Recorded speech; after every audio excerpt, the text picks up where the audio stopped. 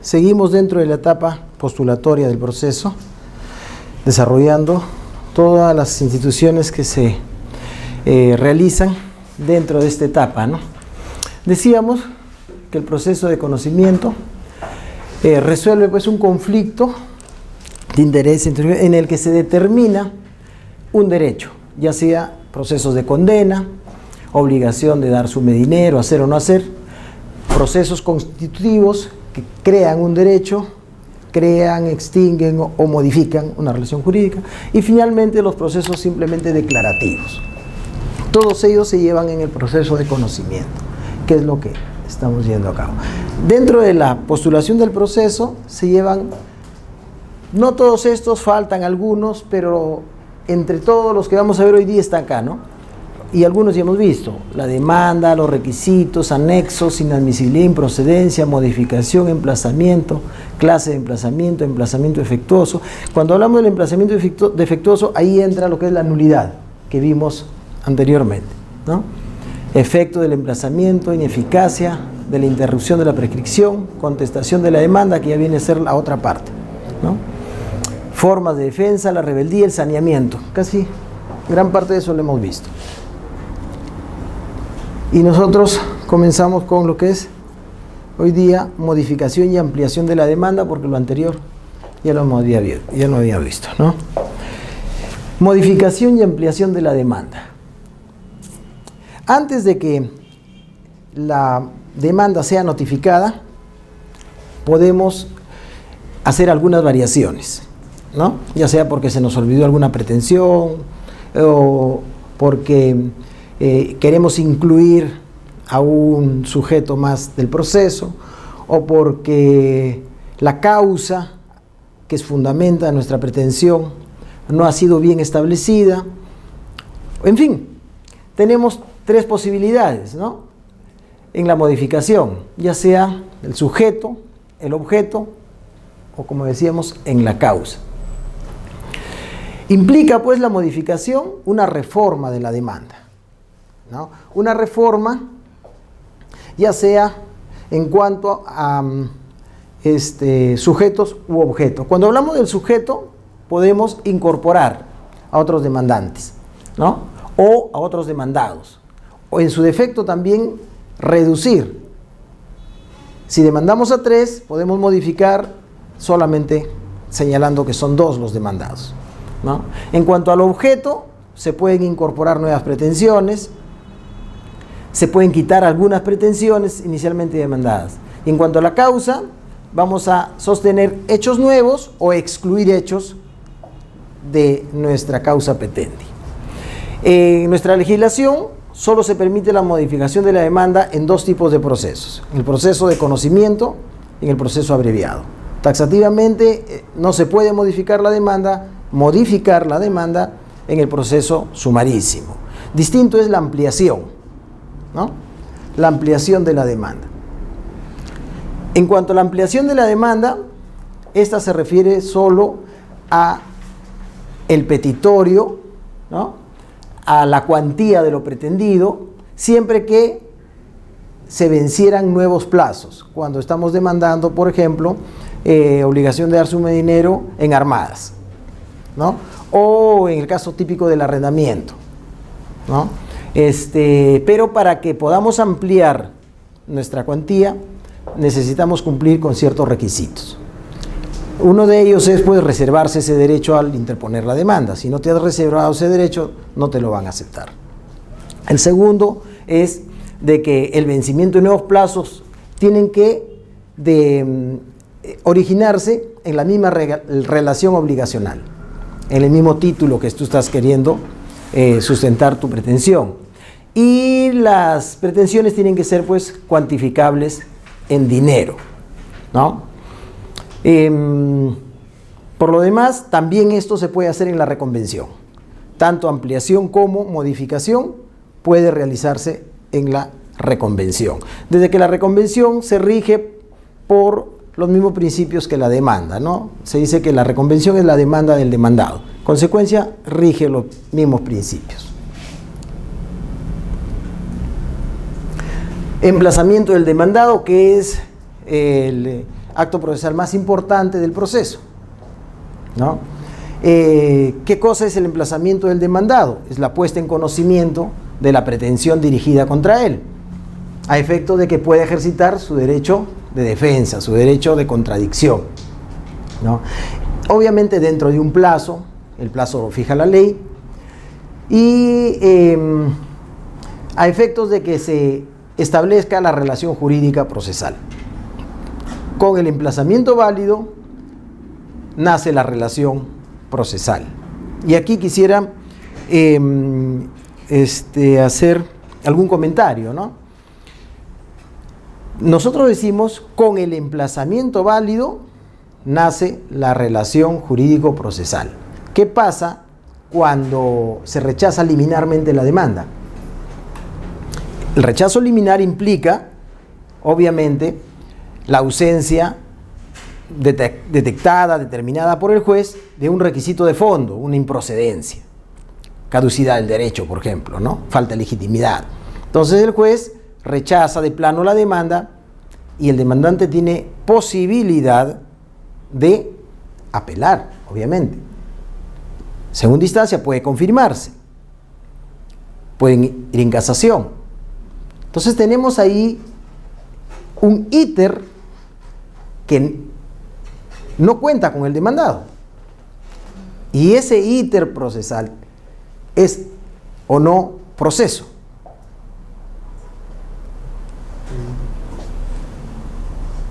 Ese es el tema, ¿no? Ahí hay diversas opiniones, ¿no? Recuerden que cuando hablamos del contrato, ¿qué es el proceso? ¿No? Hay varias teorías. Es un contrato, es un cuasicontrato, es una relación jurídica, ¿no? Y el otro, pues, que es una relación sustantiva. Pero la teoría más aceptable es que es una relación jurídica, en la que existen deberes, derechos, obligaciones, cargas, un conjunto de principios. Entonces, si no está el demandado, ¿qué cosa es? Porque necesariamente para que exista proceso tiene que existir el demandado o un emplazamiento válido. Ya será de cargo de él si es que comparece o no, pero necesariamente tiene que estar el demandado. Entonces, desde el punto de vista, ¿no? De la clase, siempre que no exista el demandado emplazado válidamente, no que concurra, porque puede ser rebelde, ¿ya? Siempre que no exista el demandado en el proceso válidamente emplazado, no hay proceso. ¿Qué cosa hay? Procedimiento. Esa es la diferencia. Porque el proceso es el conjunto de garantías que se desarrollan dentro, ¿no? De si se quiere, de esta relación dialéctica, dice pues Monroy, conjunto de garantías a través de la cual existe esta tríada, ¿no? Demandante, demandado y juez. Si falta uno de ellos no hay proceso. Esa es la teoría de la relación jurídica. Sin juez no hay proceso, sin demandante no hay proceso, sin demandado menos aún, ¿no? Les digo esto porque aún en el Tribunal Constitucional, obviamente, derechos fundamentales, en el tribunal somos expertos, pero en proceso no es así. Y los magistrados no necesariamente todos son pues litigantes, la mayoría son juristas. Y claro, los asesores, ¿no? Ahí vienen a poner su cuota, ¿no? De apoyo y aporte. Pero no todos tienen la misma óptica.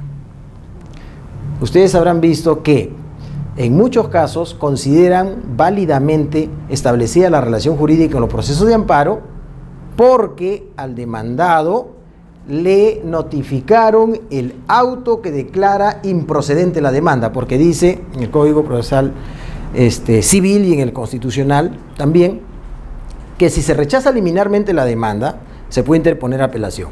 El concesorio de la apelación se notifica al demandado. El concesorio de la apelación, a efectos de que el demandado pueda apersonarse y discutir, ¿qué cosa? Sobre la admisibilidad de la demanda. O la pretensión. ¿Qué cosa discute? El demandado, que es notificado con el auto concesorio de la apelación, que puede discutir en ese proceso. Lo único que puede discutir es si es que se cumplieron los requisitos de admisibilidad y procedencia para que se admitan a trámite y, obviamente, desde su óptica y desde su interés, para que no se abra el proceso. Para que no se abra el proceso. Porque el proceso se abre con la admisibilidad de la demanda y con el emplazamiento válido. Entonces, si todavía no se le ha notificado con la demanda al demandado, todavía no existe emplazamiento válido. No conoce la pretensión. Lo único que conoce es el auto admisorio y se presenta para que digan no se ha cumplido este requisito y el otro requisito. En fin, esta teoría pues en el tribunal se acepta, claro, estamos hablando de un proceso de tutela, amparo, lo justifican, pero no es así en el proceso civil para efectos de hacer simplemente un símil para que ustedes sepan de que en el proceso civil la formalidad, que es garantía de derechos de la otra parte, ¿no?, se cumple 100%, ¿no? En el proceso civil el tema es más formal. Entonces, si no hay demandado, no hay proceso. Obviamente, si no hay demandado válidamente emplazado, ¿no? Ya si se presenta o no se presenta es un tema particular. Bueno, existen pues diversas formas para realizar este emplazamiento válido, ¿no? Y aquí tenemos la primera de ellas. Cuando el demandado domicilia dentro de la competencia del juzgado.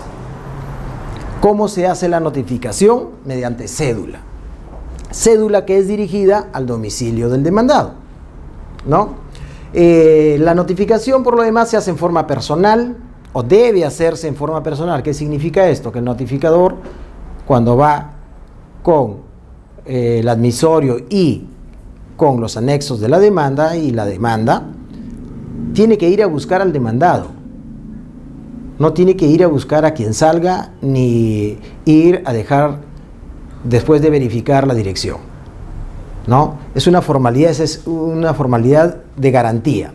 Ahora bien, si es que en la primera oportunidad no ha podido identificar, no ha podido encontrar en la dirección al demandado, entonces, por excepción, se le permite que deje un aviso.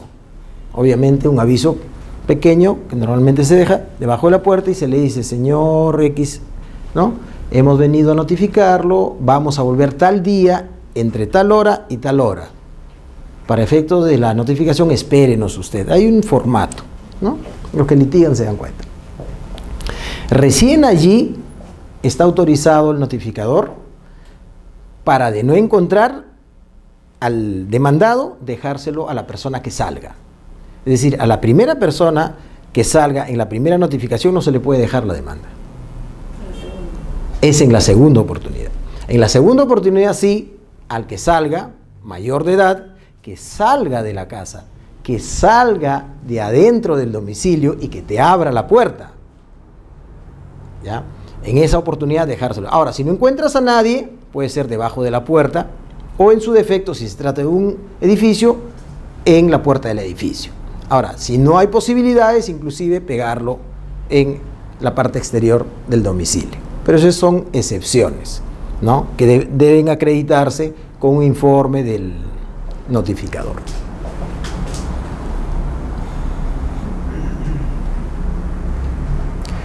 La segunda posibilidad es de que el demandado no domicilie dentro del, de la competencia del juzgado, ¿no?, que domicilie fuera de la competencia del juzgado, ¿no? En ese supuesto, la notificación se hace vía exhorto. ¿Qué es el exhorto? ¿No? Constituye un medio de auxilio judicial, pues, ¿no?, a través del cual se le pide al juez competente del domicilio del demandado que pueda realizar esta notificación, ¿no?, que tramite esta notificación bajo los parámetros anteriores. Bajo los parámetros anteriores, ¿no? Allí como está fuera de la competencia del juzgado, el plazo obviamente es mayor. Y entonces ahí existen pues un cuadro de distancias que es aprobado por el Consejo Ejecutivo del Poder Judicial a efecto de establecer, de acuerdo a la distancia de cada uno de los juzgados, cuál es el tiempo que se incrementa, ¿no? Si se quiere, cuadro de términos de distancia, el último ha sido aprobado pues por resolución administrativa 1325 del año 2000, ¿no? Ese es el último cuadro que tenemos, que establece pues cuáles son los términos de la distancia, ¿no?, a efectos de la notificación fuera de la competencia del juzgado. La tercera posibilidad es de que el demandado no esté dentro del país, sino fuera del país. En ese supuesto, el exhorto es librado pues a las autoridades nacionales del lugar más cercano al domicilio del demandado. Se hace a través consular, a través del consulado, ¿no? Necesariamente, una vez, hoy estamos en el supuesto de que el demandado ha abandonado el país, no se encuentra en el país legalmente, ¿no? Legalmente. Entonces, desde que sales, tienes que informar a dónde vas, y dar un domicilio, necesariamente, a dónde vas a ir. O al lugar, si te vas de turismo, en qué hotel te vas a hospedar y cosas por el estilo. Toda esa información llega al consulado para efectos de proteger a los ciudadanos peruanos, porque el Estado tiene la obligación de garantizar la seguridad y protección de sus ciudadanos. Es obligación constitucional. Entonces, para efectos de cumplir este deber constitucional del Estado, se requiere y se implementa un conjunto de procedimientos para poder conocer cuál es tu ubicación. Obviamente que eso también te da la posibilidad de poder encontrarlo bajo cualquier otro supuesto, ¿no? No solamente de protegerte, sino también de poder emplazarte, poder capturarte y miles de cosas, ¿no? ¿Qué pasa cuando existen varios demandados y estos tienen domicilios diferentes, en distintas competencias de diferentes juzgados? En ese supuesto, ¿no?, el plazo del emplazamiento será para todos el que resulte mayor. Hablamos dentro del cuadro de términos de distancia, ¿no?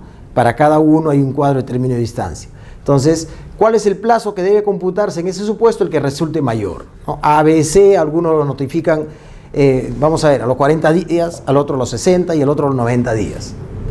No importa quién fue notificado primero, lo que importa es el plazo mayor. Entonces, desde que se cumple el plazo mayor de todos ellos, desde ese momento se computa el plazo de notificación estamos hablando, ¿no? Para hacer efectos del cómputo para contestar la demanda, que es lo principal, ¿no?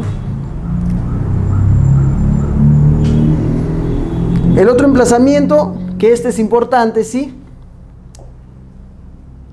a un demandado indeterminado y incierto con domicilio o residencia ignorado. ¿Quién es un demandado? ¿Quién es una persona indeterminada o incierta? ¿A qué se conoce como un determinado indeterminada o incierta, ¿no?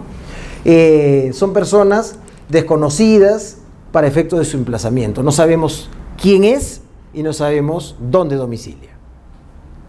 En ese supuesto se ha habilitado lo que es la publicación por edictos, ¿no?, a través del Diario Oficial del Peruano y en otro de mayor circulación, pero del domicilio o del lugar del demandado. Por ejemplo, el demandado puede domiciliar en una provincia, entonces el Diario Oficial del Peruano a nivel nacional y otro de mayor circulación de esa provincia, necesariamente, ¿no? O en su defecto, cuando se trata de personas inciertas, en el lugar donde se está llevando a cabo el proceso, en Lima pues, ¿no? Las publicaciones tienen que ser por 3 días hábiles, y bueno, bajo percibimiento de que se les va a designar un curador procesal, pues, ¿no? ¿Quién es el curador procesal? Es un abogado designado por el juez y que debe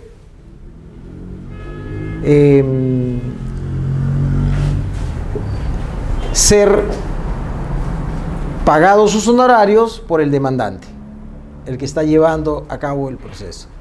El curador procesal es un abogado, pero que va a cobrar por sus honorarios, que existe una tabla ahí, ¿no? Quien paga eso es el demandante, ¿no?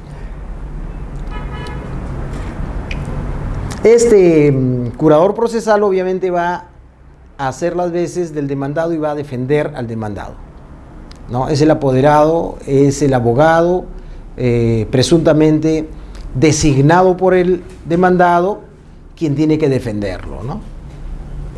En todo lo que le resulte favorable. También existe el emplazamiento del apoderado, ¿no? Para que esto sea procedente, el apoderado tiene que tener facultades para ser demandado o comparecer en nombre de su representado. Pero adicionalmente, para que el demandado no se halle fuera del ámbito territorial del juzgado, ¿no? Aquí hablamos del emplazamiento defectuoso, ¿no? ¿Qué es el emplazamiento defectuoso? Como decíamos, ¿no? Y esto ya lo hemos repetido varias veces. ¿Qué cosa? Definitivamente el emplazamiento, para que tenga validez, tiene que garantizarte, ¿qué cosa? Garantizarte que el demandado pueda tomar conocimiento del contenido de la resolución. Pueda tomar conocimiento, no necesariamente tome conocimiento. Tú le das la posibilidad de que él pueda tomar conocimiento, por eso le haces llegar la notificación hasta su domicilio, ¿no? El emplazamiento defectuoso obviamente va a vulnerar este tipo de garantías, estas formalidades.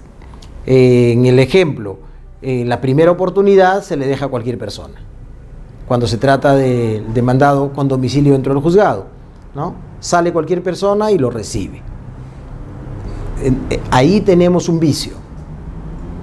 Allí tenemos un vicio de determinarse en el expediente que ha sido así y que el demandado no ha tomado conocimiento. Esto va a acarrear la nulidad del proceso, ¿no? Ese es un vicio insalvable, es un vicio que afecta pues derecho de defensa, debido proceso, bilateralidad, contradicción, o sea, te llevas todo el proceso, todas las garantías. Y a estos efectos pues tenemos pues la nulidad. ¿En qué consiste la nulidad? En el apartamiento de un conjunto de formas necesarias establecidas por ley, ¿no? ¿Qué ley? El artículo 160, 156 te dice cómo debe llevarse a cabo la notificación. Incumples esto, obviamente acarrea la nulidad. Monroy nos dice que la nulidad procesal es una situación no querida en el proceso porque inevitablemente implica un retroceso. ¿Qué es la nulidad? Dicen, es el aborto del proceso. No se quiere, no se busca esta situación, ¿no? Porque es una frustración, es un desgaste de logística, es un desgaste personal, es lo peor que le puede pasar al proceso. La nulidad es lo peor que le puede pasar al proceso. Profesor, en ese caso que, por ejemplo, en la segunda, usted dice que posteriormente a ello, que cuando, así como se ha explicado, que le va a hacer una nota en la segunda, le va a dejar a la persona, y después tiene que acreditar que no tenía conocimiento cuando pide la nulidad. En este caso, ¿qué medidas podría tomar el abogado que está llevando el proceso? Es decir, el demandante. Bueno, el abogado del demandante. Si sabe que ha sido, por ejemplo, en la segunda solamente no dejó una tercera persona, ¿cómo podría ser asegurarse de que posteriormente no vaya a pedir una nulidad por la notificación que se ha realizado así? Claro. Ahí viene pues a regir el principio de la convalidación, el principio de oportunidad. Hemos visto un conjunto de principios, ¿no? Principio de convalidación y principio de oportunidad, ¿no? En este supuesto se estaría afectando, cuando hablamos del emplazamiento, se estaría afectando derechos fundamentales, ¿no? Pero si el demandado procede en el proceso, ¿no? No recibió, pero sin embargo presenta un escrito pidiendo que se le notifique adecuadamente. Fíjate, se presenta el escrito solicitando, señor juez, me he enterado que me han dejado una notificación, no la he recibido personalmente, solicito que se me notifique personalmente. Te estás apersonando el proceso en la primera oportunidad y no estás deduciendo la nulidad. Ahí tienes una convalidación. ¿Ya? Primero. Segundo, no tienes la notificación hecha personalmente o con las formalidades de ley y contestas la demanda. Con posterioridad pierdes el proceso y pides la nulidad de todo lo actuado porque no te lo dejaron en tu domicilio, vamos a decir. Pero contestaste la demanda. Entonces, allí no hay nulidad. En caso de que no se presente. Claro. En ese caso, porque hay personas que simplemente dicen, muchas personas ya le dicen, bueno, pues ya pues, simplemente no contestan, no envían ningún escrito, nada, y dejan continuar. Y hay personas que esperan que llegue la sentencia. Ahí viene el asunto, en la exhaustividad del abogado demandante, que tiene que estar en contacto siempre revisando el expediente. ¿En qué sentido? Es preferible subsanar algún vicio cuando se ha detectado a no detectarlo y advertirlo cuando ya estás a punto de sentenciar. En ese sentido, el abogado, ¿qué es lo que tiene que hacer? Revisar el expediente si se ha notificado o no conforme a ley. Entonces, si tú adviertes de que el notificador no ha cumplido con la formalidad, presentas tu escrito. A efectos de evitar futuras nulidades, señor juez, solicito de que se rehaga el acto procesal de notificación conforme a las formalidades, toda vez que se ha detectado esto, El juez va a advertir, sí, pues acá hay nulidad, la otra parte va a pedir la nulidad. Entonces, vuelves a subsanar como un remedio de manera inmediata, ¿no? Esa es la única forma, ¿no? Porque tú no puedes actuar por la otra parte, ¿no? Lo que tú tienes que buscar es de que el proceso se lleve a cabo de forma eficiente, sin ningún vicio, ¿no? Como abogado. Que la otra persona se manifiesta, que sea en un solo acto para saber que tenía conocimiento. Claro. Porque, ya, eso ya lo imposibilita al demandado a reclamar, ¿no? El principio de convalidación. En principio, o sea, si se quiere, por una situación, por regla general, las nulidades o los vicios que se puedan producir en el proceso son subsanables o son convalidables, salvo que se trate de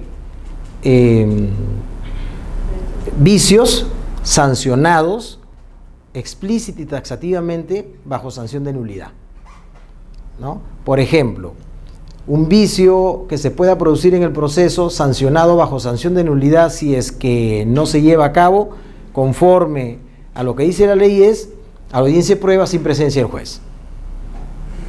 Lo lleva el secretario. Aunque ambas partes estén de acuerdo, eso es nulo, pues. Eso es nulo. Y así hay un conjunto de vicios que pueden acarrear, por ejemplo, indefensión o por el principio de trascendencia, agravios, ¿no? Tú tienes que fundamentar cuál es la defensa que no has podido realizar para pedir la nulidad por el vicio que se ha producido, ¿no? Por otra parte, pues, el artículo 431 al 436, ¿no? Nos dicen cuáles son las formalidades. El emplazamiento debe realizarse observando lo dispuesto por los artículos 431 a 436. De lo contrario, el acto procesal puede ser declarado nulo, ¿no? No habrá nulidad si la forma empleada para el emplazamiento le ofreció al demandado las mismas o más garantías que las que el Código regula. Es el principio de convalidación o de convalidación.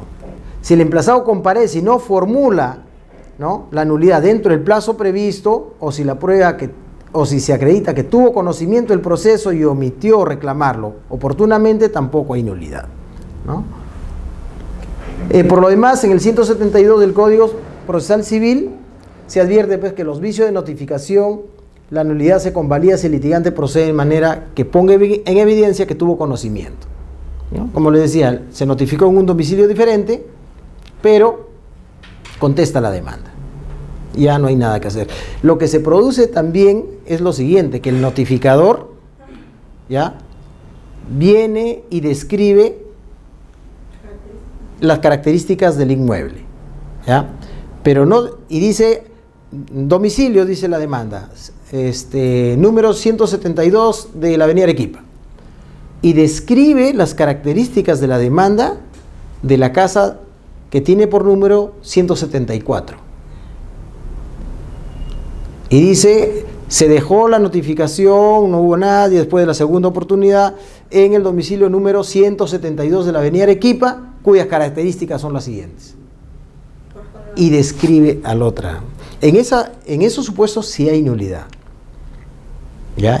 Lo acreditas, pues tomas fotografías, porque me ha sucedido, tomas fotografías del inmueble vecino y tu inmueble, ¿no? Decía reja negra, tenía reja negra al otro lado, pero la casa era verde y la casa de acá era celeste, creo. Algo así. ¿Ya? Entonces el juez advirtió eso y declaró nulo todo, a pesar de que ya estábamos cerca de la audiencia de pruebas, estaban notificando para la audiencia de pruebas, ¿no? Sin posibilidad de contestación, sin posibilidad de saneamiento, sin posibilidad de nada, ¿no? Porque no contestar la demanda es simplemente aventurarte pues a la rebeldía, ¿no? Para poder evitar, doctor, la nulidad en la demanda que nosotros hacemos, se puede apuntar como anexo a la fotografía del inmueble para efectos de precisar, por supuesto. El domicilio del demandado, eso lo hice en un proceso de alimentos. Un croquis. Sí, porque a veces hay casas que, las casonas del centro de Lima, cercado de Lima, cada puerta tiene un número. Un número diferente. Pareciera que tiene una sola casa. Así es. ¿No? Entonces, a veces no se sabe registralmente está con un número, municipalmente está con otro. Y la forma de poder destruir o sobrepasar ese obstáculo es solicitarle al juez que se habilite día y hora para que, acompañando al secretario o al notificador, tú lo lleves donde es y te evitas todo. Sí, porque a veces piden así. ¿Ya? Porque ¿Documento o después de...? O sea, puedes hacerlo en la demanda, solicitar. puedes solicitarlo en la demanda o puedes solicitarlo después de que el notificador devuelva las cédulas y te diga que no ha encontrado el domicilio y te pasas 4 meses, 5 meses. ¿No? Porque esa hay variación, pues antes tenían un número, pero después cuando ha sido modificado, Así es. no coincide. Entonces obviamente que el notificador nunca lo va a encontrar porque tiene otra numeración. Así es. Ahora, por otra parte, ¿no? Tú te tienes que guiar. ¿Cuál es el domicilio del demandado? En mi DNI dice que vivo en Pueblo Libre, pero yo hace como 4 años vivo en Miraflores. Tú me tienes que notificar en Miraflores porque lo acredito con esto, con el contrato de arrendamiento y no sé cuánto dice la otra parte, ¿no? Pido la nulidad.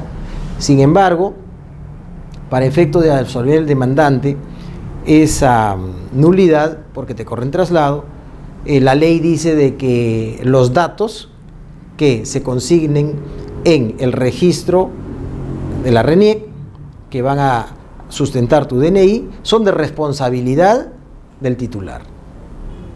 Si tú no lo has actualizado es tu problema.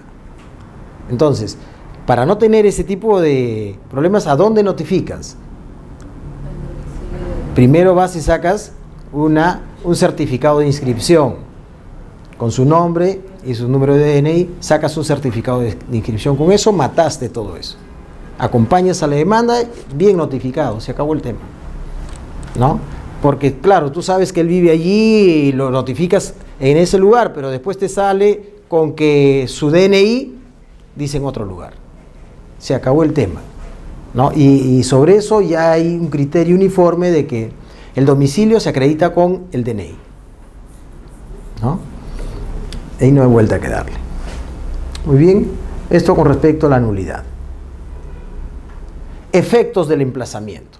Entonces, realizado el emplazamiento conforme a lo previsto en el Código Procesal Civil, tenemos un conjunto de efectos que produce este emplazamiento. El primero es el siguiente, ¿no? La competencia ya no puede ser modificada. La competencia respecto del demandante.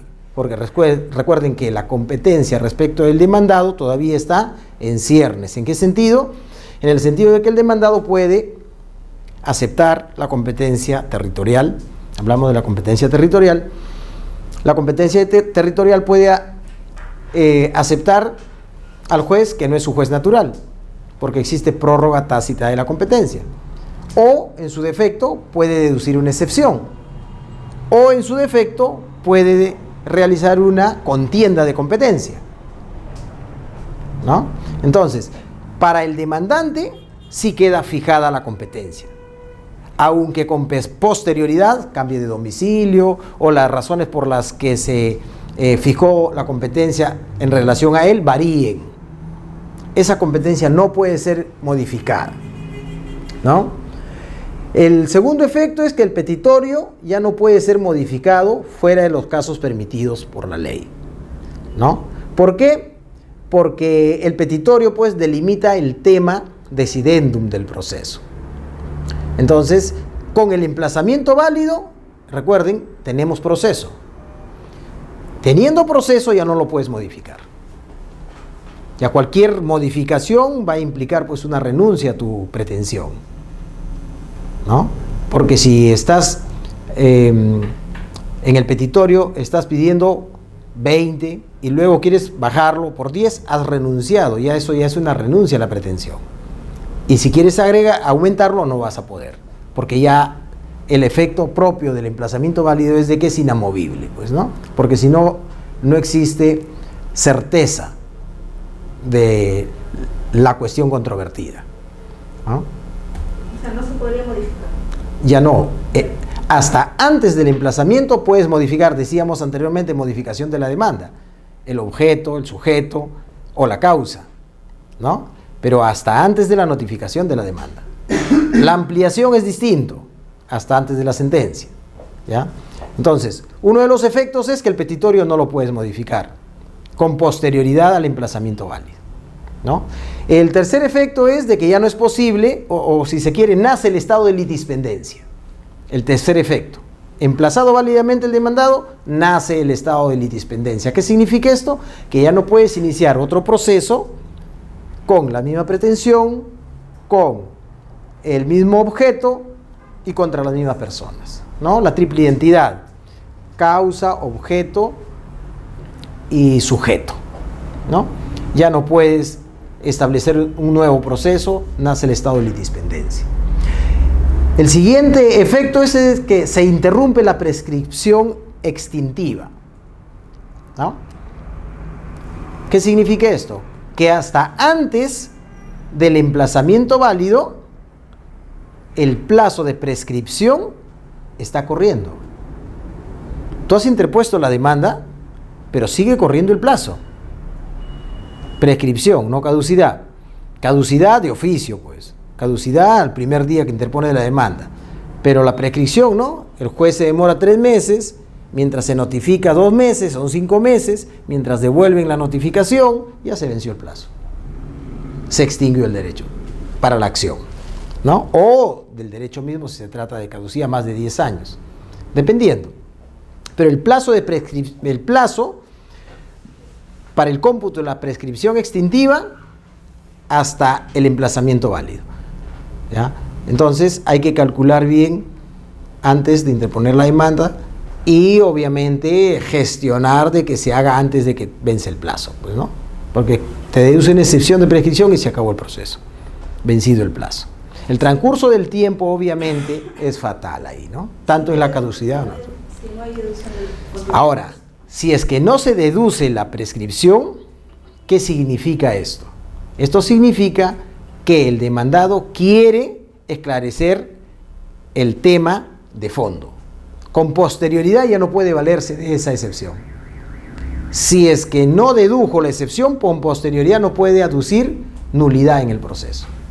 No se puede pedir la nulidad si es que no dedujiste como excepción el vicio que tú dices que contiene la relación, ¿no?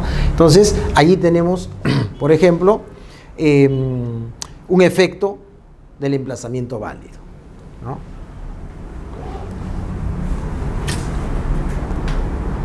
El artículo 1993 del Código Civil nos dice pues que la prescripción comienza a correr desde el día en que puede ejercitarse la acción. Aquí lo he subrayado. Desde el día en que puede ejercitarse la acción. ¿Por qué? Porque existen excepciones. ¿Y cuáles son las excepciones? El no poder ejercitar la acción por alguna razón dentro de un tribunal peruano. Te encuentras en el extranjero o impedido físicamente de hacerlo. Existen excepciones, ¿no? Ahora bien, el 2001 también del Código Civil nos dice pues de que los plazos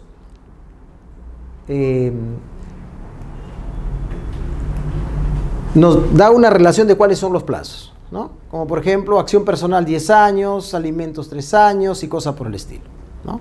El artículo 2001. Producido el emplazamiento válido, la prescripción ejecutiva se interrumpe, ¿no? Aquí tenemos lo que es la ineficacia de la interrupción.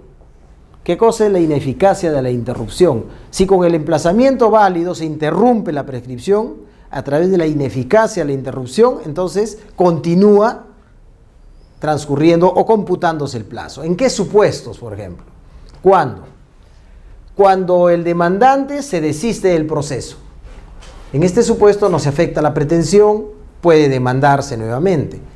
Y como se puede demandar nuevamente, desde la resolución que admite el desistimiento de la pretensión y se notifica válidamente, a partir del día siguiente comienza a computarse nuevamente el plazo de prescripción. ¿Qué tenemos, por ejemplo?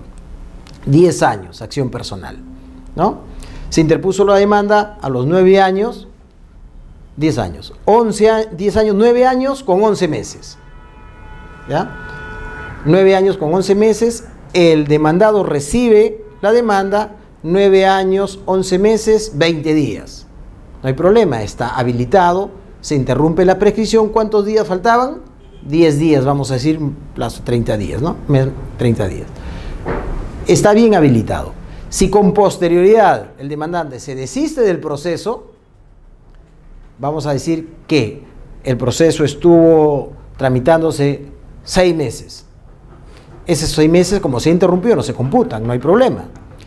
¿Cómo funciona la ineficacia? Los 6 meses desaparecen, el juez acepta el desistimiento del proceso y notifica la demanda. Notificada la demanda, vuelve a computarse el plazo. Tienes 10 días, nada más. Después de los 10 días para presentar la demanda nuevamente, para admitirse a trámite y para volver a notificarse válidamente. Si en el nuevo plazo no llegas, ya se extinguió tu pretensión o tu acción, ¿no? Es se desiste. El segundo supuesto, cuando existe el abandono del proceso. Hablamos del abandono cuando el proceso está detenido por responsabilidad de las partes, no por el juez. Si existe un acto procesal que es de cargo del juez, no corre el plazo. Solo corre el plazo cuando el acto procesal que tiene que llevarse a cabo no se lleva a cabo por negligencia de alguna de las partes. La responsabilidad de ellos. Entonces comienza a computarse 4 meses y después de los 4 meses pues se declara el abandono del proceso. Después de que se haya expedido la resolución de abandono del proceso y se haya notificado la resolución de abandono del proceso, a partir de ahí vuelve a computarse el plazo. Aquí hay otro tema. La nulidad del proceso se declara y esta nulidad alcanza al auto admisorio de la demanda. En cualquier estado del proceso puede ser que la nulidad llegue a declararse en la Corte Suprema, ¿no? Nulo todo lo actuado, vuelva a foja cero y emplácese adecuadamente. Nulo todo significa que todo ese plazo no se computa, desaparece. Y volvemos al inicio. Y nos quedamos como en el caso anterior, cuántos días faltaban para que venza la prescripción y volvemos a computar, ¿no? Es el siguiente supuesto. Contestación de la demanda y de la reconvención. Por la contestación de la demanda se efectiviza el derecho de defensa, el derecho a la contradicción, el derecho a la bilateralidad de la audiencia y el derecho al debido proceso y a la tutela jurisdiccional efectiva, ¿no? O sea, se efectiviza, se actualiza ese derecho y se hace práctico. La contradicción, hemos dicho pues, de que es el derecho de acción del demandado. La contradicción también pues importa un derecho público subjetivo, ¿no? Un derecho abstracto, pero no es autónomo, porque solo puede ejercitarse a pedido del demandado, que genera del demandante, disculpen, a pedido del demandante, que genera ante el demandado una carga procesal, ¿no? Entonces, el derecho de defensa frente a las pretensiones del demandante en el proceso civil. El Estado tiene pues la obligación de garantizar la tutela procesal efectiva, no solo al pretensor, sino también al demandante, ¿no? Asume el papel de demandado cuando el Estado es emplazado. Contempla la defensa de dos principios fundamentales, ¿no? La contestación de la demanda. El primero, que viene desde la Constitución de 1230 de Juan Sin Tierra, que es un principio universal que a nadie se le puede juzgar sin previamente habérsele oído. Derecho fundamental. Nadie puede ser sentenciado, juzgado, ¿no?, si es que previamente no se le ha escuchado. Ese es el primer principio que garantiza la contestación de la demanda.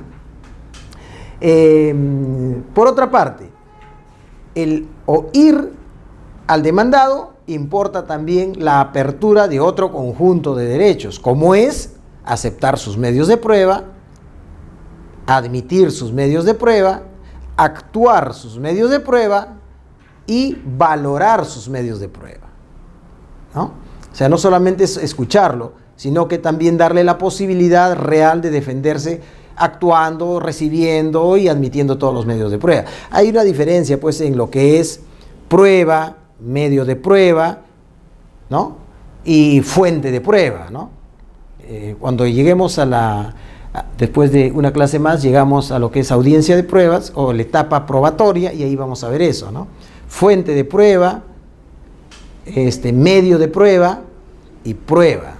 Son estadios diferentes, pero el demandado pues tiene pues este derecho de ofrecer, que se le admita, que se actúe y que se valore sus medios de prueba. El segundo principio que defiende la contestación de la demanda es de que se niega pues el derecho a hacerse justicia por mano propia. Es decir, si tú has proscrito la posibilidad a los ciudadanos de que puedan hacerse justicia por mano propia, salvo excepciones, ya vimos las excepciones, ¿cierto? Entonces tú tienes la obligación de garantizar y darle tutela y resolver sus conflictos. El derecho de contradicción es el derecho a obtener una decisión justa del litigio, ¿no? Contradicción es el derecho a obtener una decisión justa de parte del juez en el que previamente se le dé la oportunidad de hacer oído al demandado, se pueda defender, alegar, probar, interponer los recursos que la ley procesal le consagre, ¿no? Fija los alcances de sus pretensiones, delimitando el tema decisorio, la contestación de la demanda, ¿no? La contestación de la demanda concreta la garantía constitucional de defensa en juicio. Es un derecho de contradicción, es por esencia un acto impuesto, decíamos, ¿no? Porque como consecuencia del derecho de acción, el derecho de acción es voluntario, el derecho de contradicción es un acto impuesto, porque genera una carga, te tienes que defender, ¿no? Es una carga procesal, se impone porque debes contestar la demanda y si no contestas, se sanciona con ciertas presunciones, ¿no? Bueno, existen tres clases de defensa que tiene al alcance el demandado. El demandado, estas son las clásicas defensas del demandado, ¿no? Una defensa previa, una defensa de forma y una defensa de fondo. ¿Qué cosa es una defensa previa? ¿No? Una defensa previa contiene un pedido al juez para efectos de que se suspenda el proceso porque, a juicio del demandado, falta un procedimiento por realizar antes de que pueda dilucidarse la pretensión. Algo está faltando, ¿no? Hay una demanda prematura, si se quiere, ¿no?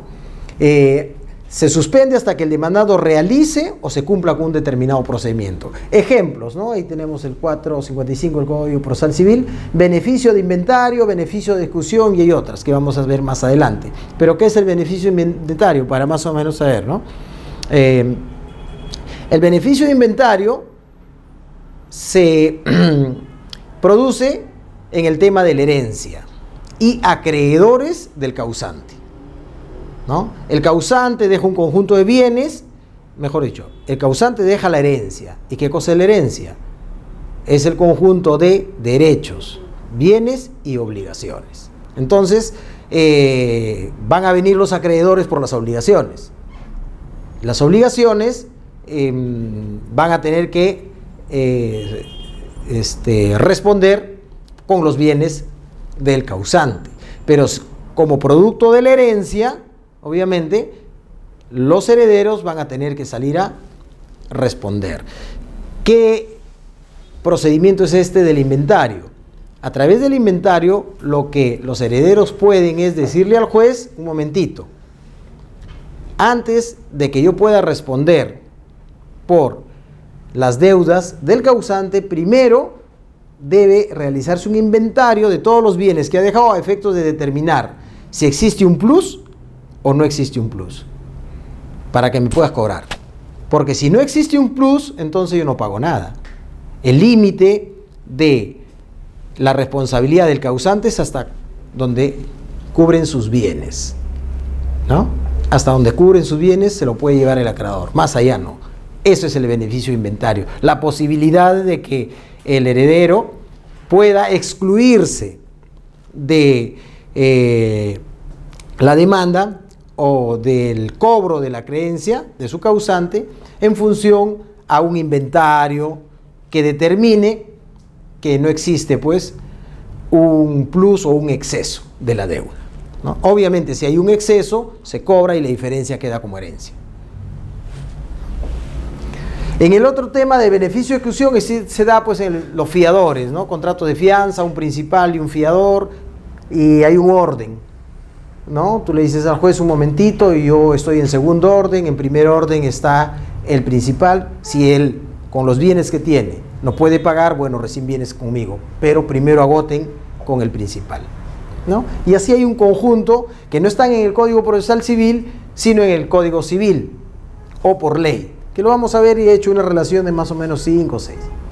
En cuanto a la defensa de forma, lo que se cuestiona es la relación jurídico-procesal, ya sea porque no se ha cumplido algún requisito de procedibilidad o una condición de la acción, ¿no? Lo que se busca es una declaración del juez sin pronunciamiento sobre el fondo, sino sobre la forma. Liquidar el proceso, terminar el proceso, pero sin que se pronuncie por la pretensión material, ¿no? Que se pronuncie ya sea por la legitimidad, por falta de representación, por la caducidad, por la prescripción, por la competencia, por razón de la materia, y hay un conjunto de si se quiere, excepciones dilatorias o perentorias que lo vamos a ver, ¿no? La otra posibilidad ya es la referente a las defensas de fondo. ¿Y qué cosa es una defensa de fondo? ¿No? Está referida a la pretensión, a la causa petendi, al tema decidendum, al interés intersubjetivo discutido entre las partes, ¿no? Al conflicto en sí. Porque el tema de forma, el tema de la relación jurídica no es el conflicto entre las partes. Es un conjunto de requisitos que tú tienes que reunir para que tu pretensión material se convierta en pretensión procesal, ¿no? Entonces, cuando tú realizas la defensa de fondo, es allí donde tú tienes que pronunciarte por la pretensión del acreedor. Dice que le debo, no le debo, ya le pagué, no existe, ya prescribió, ya caducó, cosa por el estilo. Es la pretensión de fondo, ¿no? Dice que es propietario, no es propietario, ya me vendió, acá está mi título de propiedad, en fin, es la pretensión de fondo. Cuestiones probatorias dentro de las defensas de fondo. ¿Qué son las cuestiones probatorias?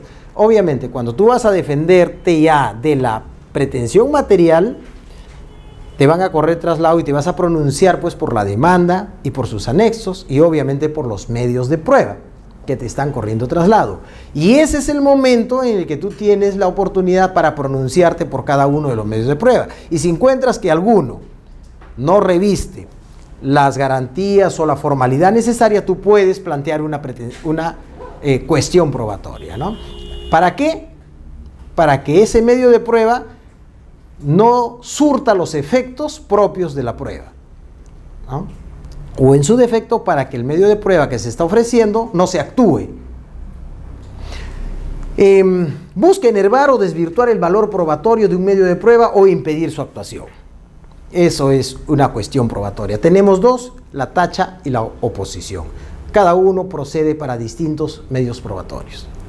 La tacha contra documentos y testigos, ¿no? Contra los testigos existen pues, para que tú ofrezcas un testigo, un conjunto de formalidades, ¿no? Prohibiciones.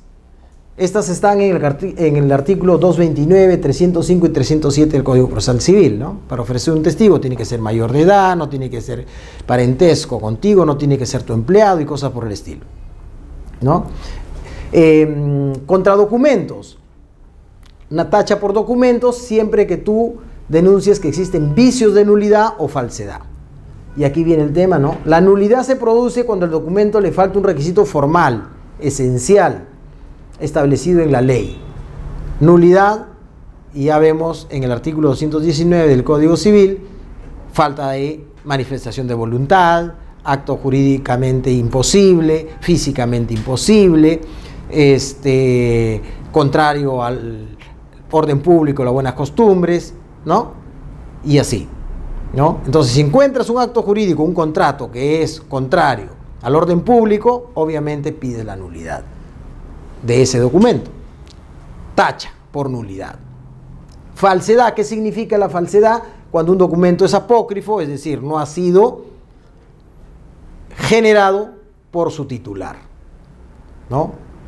O cuando ha sido adulterado. En el otro tema de la oposición, ¿ya? Procede pues para que no se actúe el medio de prueba en la audiencia de pruebas. ¿Y contra qué procede? Declaración de parte, exhibición, inspección judicial y pericia. Ofrecen una pericia, oposición, te opones a la pericia. ¿Por qué? Las razones se exponen, ¿no? Una inspección judicial, una exhibición. Muy bien. Dicho esto, entonces, ya tenemos el panorama completo para poder contestar la demanda, ¿no? Obviamente, contestar la demanda de cualquiera de las tres formas o haciendo uso de estas tres formas, ¿no?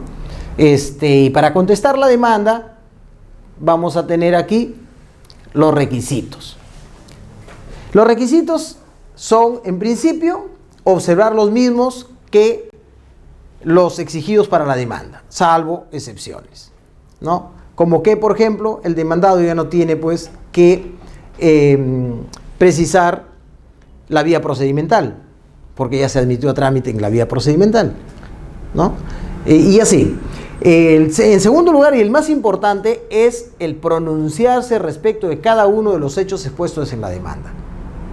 Hay una relación de hechos, ¿no?, que en la demanda constituyen requisito de la demanda, fundamentos de hecho, una relación ordenada, ¿no?, de los hechos expuestos, que tú tienes que exponer. El demandado tiene también la obligación de pronunciarse sobre cada uno de estos hechos. El pronunciamiento que tiene que realizar es aceptando, negando, contradiciendo. Son tres cosas distintas, ¿no? El silencio puede darle la oportunidad al juez a presumir la aceptación. Entonces no puedes dejar de pronunciarte por ninguno de ellos. En tercer lugar, reconocer o negar categóricamente la autenticidad de los documentos que se le atribuyen, ¿no? O aceptar o negar de igual manera la recepción de documentos. El silencio de igual manera puede ser asumido como reconocimiento de aceptación. Luego ya exponer los hechos que desde su punto de vista explican cómo ha sucedido el conflicto, ¿no? La fundamentación jurídica, ¿no? Y los medios de prueba, pues, ¿no? Finalmente la firma de su abogado o la de su representante. Si el demandado no sabe, pues igual que en la parte demandante, ¿no? Si no sabe, es analfabeto, el secretario certifica su huella digital. Ahí no hay mucho, por eso es simplemente una relación, porque eso es de fácil digestión. Plazo para contestar y reconvenir, ¿no? En general, cada vía procedimental tiene un plazo específico. Recuerden que estamos en el proceso de conocimiento y el proceso de conocimiento incluye a los 3. ¿Ya? Siempre tengan presente eso. ¿Ya? Estamos en el proceso de conocimiento y el proceso de conocimiento incluye a los 3. Conocimiento, abreviado y sumarísimo. Cada vía procedimental de ellas, son vías procedimentales, tienen su propio plazo, ¿no? Si se quiere, el plazo para el conocimiento, 30 días, abreviado 10 y sumarísimo 5 para contestar. El mismo plazo es para reconvenir. ¿Ya? Los plazos son perentorios e improrrogables, lo que significa que vencido el último día se cierra, precluye. No hay posibilidad de ejercitar la acción. Bueno, la diferencia entre reconvención y contrademanda, ¿no? Radica en el hecho de que la reconvención concede al demandado la facultad de interponer otra pretensión desligada de la demanda. Puede ser distinta, siempre que sea de la misma vía procedimental, ¿no? Pero desligada, puede ser otra. Puedes reconvenir de manera diferente con otra pretensión. Tú me demandas por obligación de dar su dinero, yo te demando por reivindicación. Y que tú me demandas por 1 millón, conocimiento y reivindicación, bueno, las dos cosas al mismo tiempo, ¿no? Eso es la reconvención. La contrademanda exige conexidad, vía procedimental, ¿no? Y competencia del mismo juez, ¿no? Siempre en cuanto a la contrademanda se dice cualquier PDA, siempre que la vía procedimental lo permite, y la contrademanda exige que la pretensión que tenga el demandado esté relacionada con la pretensión del demandante, de lo contrario no será pues admitida. Eso es en puridad, en doctrina, lo que es la reconvención y lo que es la contrademanda, ¿no? Nosotros ya sabemos de que lo que regula nuestro código procesal es la contrademanda y no la reconvención, pero le hemos puesto el nombre pues de reconvención, ¿no? Por efectos, si se quiere, de tradición jurídica, ¿no?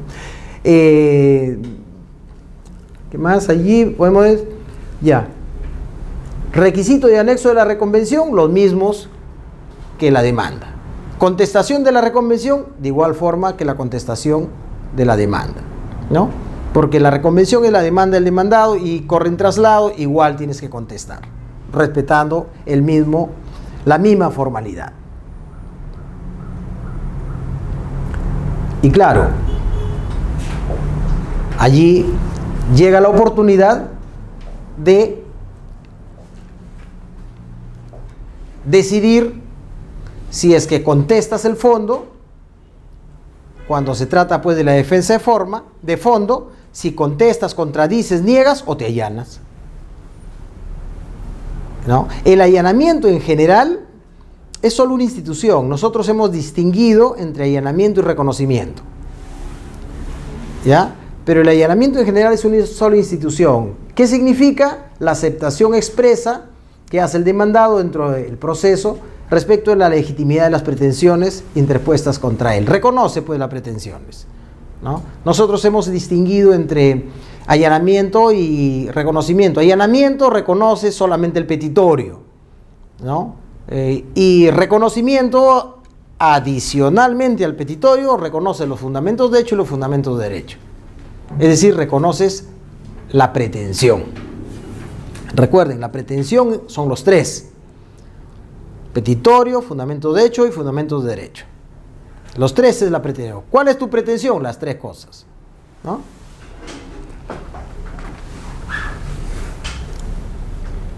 Formulado el allanamiento, que puede realizarse en cualquier estado del proceso, siempre que sea antes de la emisión de la sentencia, el juez tiene la obligación de pronunciarse inmediatamente y expedir sentencia, ¿no?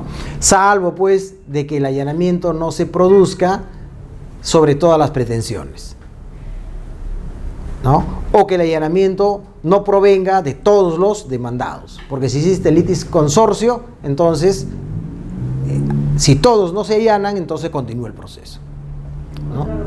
Contra los que no se hayan allanado, salvo que la pretensión sea una sola contra todos, porque el litis consorte que no acepta la pretensión está discutiendo, puede discutir el origen de la pretensión, y por más que se allane uno, no lo puede perjudicar al otro, ¿no? Demando a 3 socios, uno de ellos se allana, los dos dicen no, nunca existió ese contrato es nulo. Entonces, lo que se decida en un caso lo va a vincular al otro y viceversa. Entonces, no se justifica que si uno de ellos acepta, los demás se perjudiquen si están negando. Entonces, en ese supuesto de pluralidad de demandados, el proceso continúa siempre y cuando no se allanen todos. Existen también algunos supuestos de improcedencia del allanamiento. Claro, porque el allanamiento puede originarse en función de un fraude procesal, ¿no? Ya lo hemos visto en los temas que han salido a la luz pública con el tema de Orellana, cómo han quitado casas a un montón de gente, ¿no? Fíjense, propietario extraño demando a un tercero el pago de dólares y pide el embargo de esa casa. Él se presenta y se allana el proceso. Fíjense, se allana el proceso, a pesar de que un tercero va a sufrir las consecuencias de ese allanamiento. O en su defecto, él se presenta con documentos falsos diciendo de que esa propiedad es de él. Finalmente la resolución sale, remate del inmueble es un tercero. Cuando viene el remate recién se entera el señor. Recién se entera porque nunca tuvo conocimiento, es un tercero. No fueron notificados. No, el notificado es otro porque aparece como propietario otro. Otro aparece como propietario. Es falso. Falso todo. Y cuando se va a ejecutar recién se dan cuenta, ¿no? O el caso de los arbitrajes, pues, ¿no? Entonces, necesariamente cuando existe un allanamiento, el juez tiene que verificar que este allanamiento se produzca con ciertos requisitos de garantía, ¿no? Que no se abuse. Y entonces existen algunos supuestos de improcedencia, pues, ¿no? Del allanamiento, liminar, como por ejemplo, el primero de ellos cuando no tiene capacidad, ¿no? El demandado de allanarse, ¿no? Para disponer del derecho en conflicto. El segundo, si el apoderado obviamente carece de la facultad para allanarse. Recuerden que el apoderado actúa mediante facultades expresas delegadas taxativamente y bajo el principio de literalidad.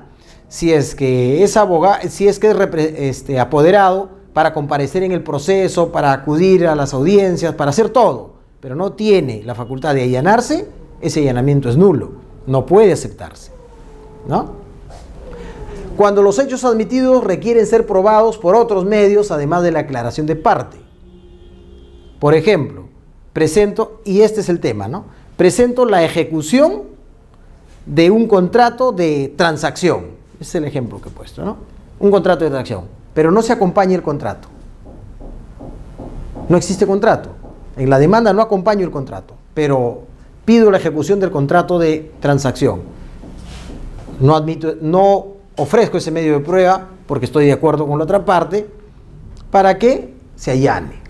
La otra parte se allana. El juez dice no, pero acá no hay contrato. No se admite. Porque no solamente basta con tu declaración, ¿no? Es decir, cuando la pretensión debe ser acreditada con algún otro medio de prueba diferente a la declaración de parte. Profesor, y en los casos que adjuntan, por ejemplo, una hoja de contrato, porque me dicen que el contrato tenía 3 hojas, pero se le perdieron las 2 hojas finales y solamente adjunta la primera hoja y copia. En ese caso. El demandado es el que tiene que... En ese caso, ¿debería ser admitida la demanda? Bueno, la demanda te la admiten, recuerda que es el ejercicio de tu derecho de acción, Claro. con razón, sin razón y contra la razón. Sí, pero- Te dan la oportunidad al demandado a que se defienda, ¿correcto? Correcto.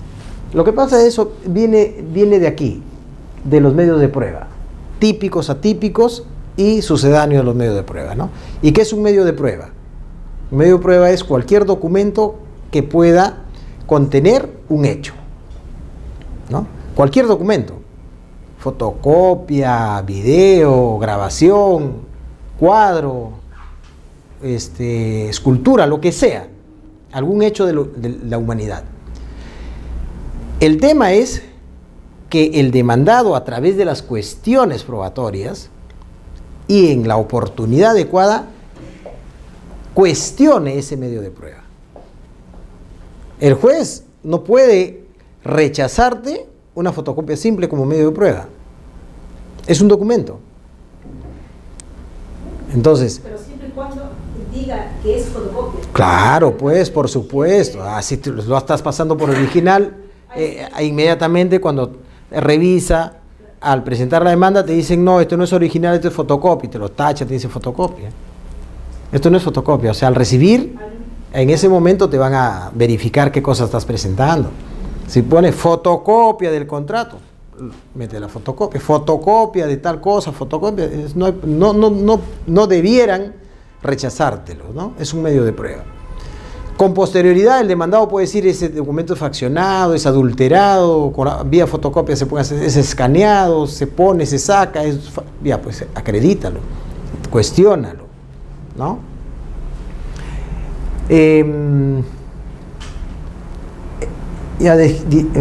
Precisamos cuando los hechos puedan ser admitidos, correcto. 4. El conflicto de interés afecta el orden público o las buenas costumbres. No se puede, pues el allanamiento se rechaza de plano. Y finalmente, cuando el conflicto de intereses comprende derechos indisponibles, ¿no? Un derecho indisponible, por ejemplo, demando la extinción de la pensión de alimentos, ¿correcto? Y la mamá se allana. Y tienen un hijo de 14 años que se peleó con el papá. Entonces el papá dice, no te paso más alimentos, demando la extinción del... Y conversa con la mamá, sí, ha sido malcriado, te ha faltado el respeto, muy bien, me allano a la demanda. Como él todavía no puede comparecer, se allana. Es un derecho indisponible, obviamente. Eso no se va a poder producir. El juez detecta eso, rechaza, ¿no? Derechos indisponibles precisamente son indisponibles porque no se puede renunciar a ellos, ¿no? Son derechos que garantizan a la persona. En lo que es alimento, por ejemplo, si el joven, por ejemplo, ya trabaja, ya no quiere que le pase alimentos, ya tiene su carrera, todo. Pero el problema es que en un determinado momento su papá se retrasó en el pago de alimentos. Entonces, cuando presentan, no se habían percatado que en fechas anteriores hubo una diferencia, pero en la parte de su trabajo del porcentaje en el cual se había facturado. Entonces, si él quiere renunciar, obviamente que ya no le pasa alimentos a su papá, ¿es válido? Si tiene más de 18 años. ¿No? Y Sí. ya trabaja, Pero a partir de los 18 para arriba. Claro, ya tiene 24. Claro, eso es, por supuesto. Ahí hay un error. Ahí lo que hay es un error. Ahí no hay una renuncia. Él no está renunciando a ningún derecho. No, lo que pasa es que él ya no quiere que le pase alimentos, sino que al momento que el padre ha pedido la extinción de alimentos, no se habían percatado que en su trabajo, en vez de... habían 2 sentencias y eran de diferente porcentaje. Entonces, Yeah. durante todo ese tiempo, en vez de, por ejemplo, pasar el 22%, había pasado el 20%. ¿Ya? Y había sido un error de la empresa en la cual había estado facturando por habían leído bien porque habían sobre una sentencia. Mira, ahí lo que existe es una diferencia. Ajá. Ya, correcto. Entonces, Ahí lo que el papá existe... presenta la extinción. Y le dicen, no, falta pagar. Exacto. Hay un devengado. Ajá. Hay un reintegro que tienes que cumplir porque se ha generado un devengado desde los 16 y debes tanto. Ajá, pero ella no quiere que le pase la No, no, él, quien es el acreedor de ese devengado es el titular de ese derecho, que es el hijo. Ahora, si el hijo no quiere cobrar, es un tema de él, simplemente no acciona. Nada más, no acciona. Pero él no puede renunciar a ese devengado, porque ese devengado es un derecho disponible, indisponible, que lo tuvo en su momento. No se puede renunciar a un derecho indisponible. Ese devengado es un derecho indisponible hasta cuando tuvo 18 años. Claro, pues que, por ejemplo, dice que es indisponible, pero hay muchos que he escuchado lo que hacen es que le hacen firmar, pues, ¿no? Que ya recibió. Que ya recibió. Ah, es formas de Y bueno, ¿no? convalidar. O Sí, que sí. renuncia, pues, porque yo sé de un- Pero no puede renunciar, o no te lo van a aceptar. Tú tienes que buscarle otra salida. Claro, pero a pesar de Sí. ello, yo he visto que varios sí lo hacen.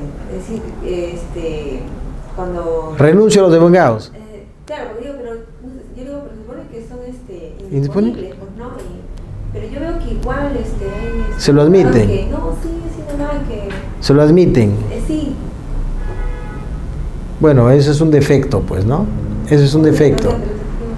Eso es un defecto, ¿no? Obviamente, si bien es cierto, él ya tuvo la mayoría de edad, no tiene derecho a alimentos, pero no está pidiendo alimentos ni devengados posteriores, sino anteriores. La única forma es de que al padre no le van a extinguir esa obligación, ¿no?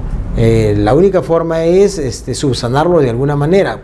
No quieres, ya pues pon acá que ya recibiste, ¿no? Y se presenta y se extingue. Pero no puedes pasar por el otro camino. No puedes pasar por otro camino. Eso simplemente no pasa de ser pues una anécdota o en su defecto de una irregularidad, ¿no? De una irregularidad. Eso no es lo que corresponde. Decíamos, litisconsorcio necesario, el alineamiento no proviene de todos los demandados. Se presume la existencia de fraude o dolo procesal que se presenta. Y cuando el juez advierte que la sentencia va a surtir efecto sobre un tercero que no ha sido emplazado, ¿no? Tampoco procede el allanamiento. Y en los casos que el demandado sea el Estado, ¿no? Claro, en algunos supuestos el Estado ya ha sido autorizado para que se allane, caso de pensiones, por ejemplo, ¿no? Si es que el procurador advierte que la demanda es legítima, entonces se le ha autorizado para que se allane y no genere todo un proceso, porque al final va a generarle al Estado una carga procesal adicional, que es la defensa, ¿no?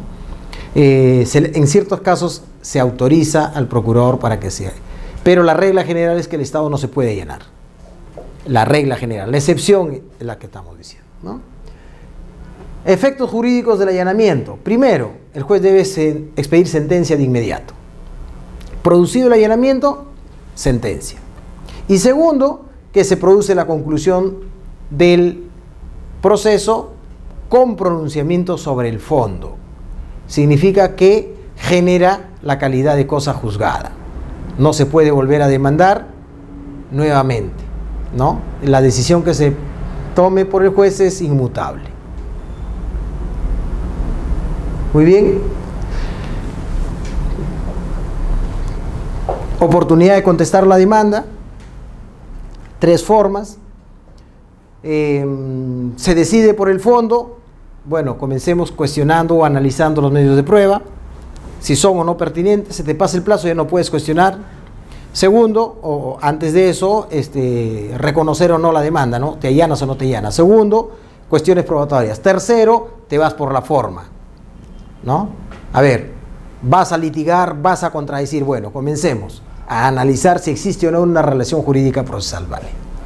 Y para ello tienes pues las excepciones y las defensas previas, ¿no? En cuanto a las excepciones, tienes 13 excepciones que contempla el Código Procesal Civil, ¿no? Vamos a hacer una relación de ellas porque no vamos a entrar más que a analizar las que son más de difícil comprensión. Incompetencia, hablamos ya de competencia, no hay nada que hacer. Incapacidad del demandante o su representante, obviamente. Representación defectuosa o insuficiente. Hemos dicho que la representación, las facultades tienen que ser literales. Oscuridad o ambigüedad en el modo de proponer la demanda. Aquí una sola observación. Oscuridad es una cosa, ambigüedad es otra cosa. No existe excepción de oscuridad y ambigüedad al mismo tiempo. Siempre se copia eso como título cuando se quiere excepcionar. Excepción de oscuridad o ambigüedad. No. Es uno u otro. Porque, fíjense, oscuridad, ¿qué cosa es? Que no ves, está oscuro. No, ¿qué significa esto? Que no puedes advertir tres cosas. Primero, que no sabes qué se demanda, no sabes contra quién se demanda y no sabes por qué se demanda. Si tú no puedes advertir esto, es oscuro. ¿Correcto? Ya. Ambigüedad es diferente. Ambigüedad es de que significan dos cosas. Sabes estas tres cosas que pueden ser A o pueden ser B. La demanda dice dos cosas. Sí ves, pero ves doble. Entonces no puedes tú excepcionar de las dos formas por un mismo supuesto, ¿no? Eso como comentario. Falta de agotamiento de la vía administrativa, obviamente. La vía administrativa tiene que haberse agotado, reconsideración, apelación y si hay revisión. Luego de haberse obtenido una resolución firme, recién se habilita el proceso judicial. Esto íntimamente ligado al interés para obrar, ¿no? Falta de legitimidad para obrar del demandante o del demandado. Demandado puede ser un tercero que no tiene ninguna relación material con el demandante, puede ser, o del demandante, falta de legitimidad, no nace del contrato, ¿no? El contrato le da un derecho al acreedor A y quien demanda es el acreedor B sin poder, sin nada. Litispendencia, ya lo hemos dicho, genera la litispendencia, ¿qué cosa? Un proceso abierto, y el proceso abierto precisamente se verifica con el emplazamiento válido en otro proceso. Desistimiento de la pretensión es una excepción, que no significa que en esa excepción te estás desistiendo de la pretensión, no. Lo que significa es de que el demandante en oportunidad anterior se desistió de la pretensión y hoy vuelve a demandar la misma pretensión que en oportunidad anterior ya se había desistido. Y como se produjo eso, el efecto era cosa juzgada. Equivalía a una demanda infundada. Y si equivalía a una demanda infundada de su pretensión, hoy día no la puede reactualizar. Entonces, a eso se refiere. Cosa juzgada, obviamente, para que exista cosa juzgada, de igual manera, tienen que ser mismos sujetos, mismo objeto, misma causa, ¿no? Si se identifica la triple identidad, cosa juzgada, ¿no? Y obviamente resolución consentida o ejecutoriada. No necesariamente sobre el fondo, ¿no? No necesariamente no estamos hablando de la cosa juzgada material, ¿ya? Salvo que sea una cosa juzgada formal que se refiera a la relación procesal. Allí sí no hay cosa juzgada, porque no se ha discutido el fondo. La cosa juzgada solo es generada cuando se discute el fondo, pronunciamiento de la pretensión. No puede decirse que hay cosa juzgada en un proceso que llegó a la Corte Suprema con sentencia ejecutoriada que se pronunció sobre la incompetencia del juzgado o sobre la legitimidad o falta de representación. Ahí no hay cosa juzgada, ¿ya? Desistimiento de la pretensión. Solamente material de fondo, ¿no? De fondo. Desistimiento de la pretensión, ya lo hemos visto. Conclusión del proceso por conciliación o transacción, es lo mismo en el anterior. En otro proceso concluyó el proceso de esa forma, ¿no? Caducidad, extinción del derecho por transcurso del tiempo. Prescripción extintiva, extinción de la acción.